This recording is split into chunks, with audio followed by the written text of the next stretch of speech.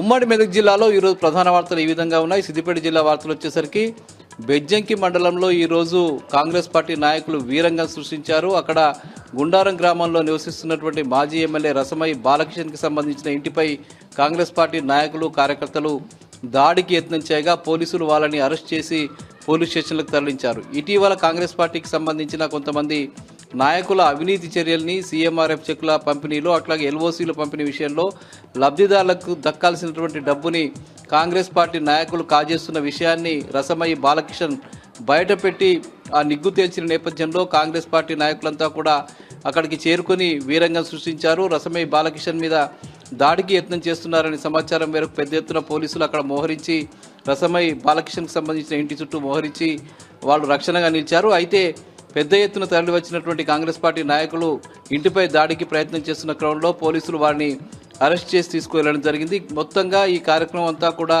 అక్కడ స్థానిక ఎమ్మెల్యే సత్యనారాయణ ఆధ్వర్యంలో జరిగిందని చెప్పి రసమయ్య బాలకిషన్ ఈ సందర్భంగా ఆరోపించారు. ప్రజాస్వామ్యాన్ని ఖూనీ చేసే విధంగా అధికార పార్టీ ఎమ్మెల్యేలు నాయకులు వ్యవహరిస్తున్నారని, ప్రజాపాలన అంటే ఇదేనా అని చెప్పి ఈ సందర్భంగా రసమయ్య బాలకిషన్ ప్రశ్నించారు. ఇక హుస్నాబాద్ మండలం చౌటుపల్లి గ్రామంలో జరిగినటువంటి భూసేకరణ గ్రామ సభ రసాభాసగా జరిగింది.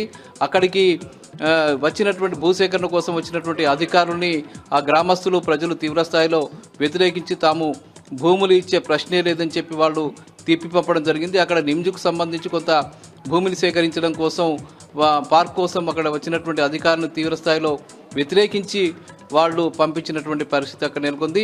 ఎట్టి పరిస్థితుల్లో కూడా తమ భూములు ఇచ్చేది లేదని చెప్పి స్థానిక ప్రజలు తెగేసి చెప్పారు.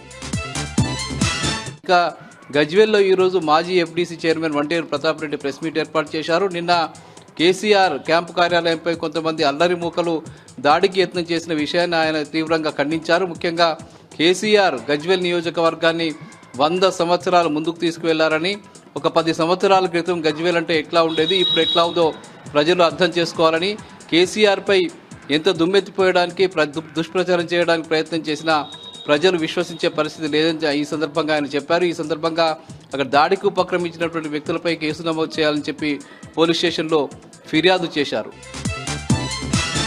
ఇక మెదక్ జిల్లా నర్సాపూర్లో స్థానిక MLA Sunitha Laxma Reddy press meet ఏర్పాటు చేశారు. రాష్ట్ర ప్రభుత్వం 6 గ్యారంటీల అమలు విషయంలో పూర్తిగా విఫలమైందని, రేవంత్ రెడ్డి ప్రభుత్వం ఏ ఒక్క హామీని కూడా నెరవేర్చక ప్రజలను వంచిందని చెప్పి ఈ సందర్భంగా స్థానిక ఎమ్మెల్యే సునీత లక్ష్మారెడ్డి రేవంత్ రెడ్డి ప్రభుత్వంపై తీవ్రస్థాయిలో ధ్వజమెత్తారు. ఇవి ప్రధానంగా ఈరోజు ఉమ్మడి మెదక్ జిల్లాలో ఉన్న వార్తలు.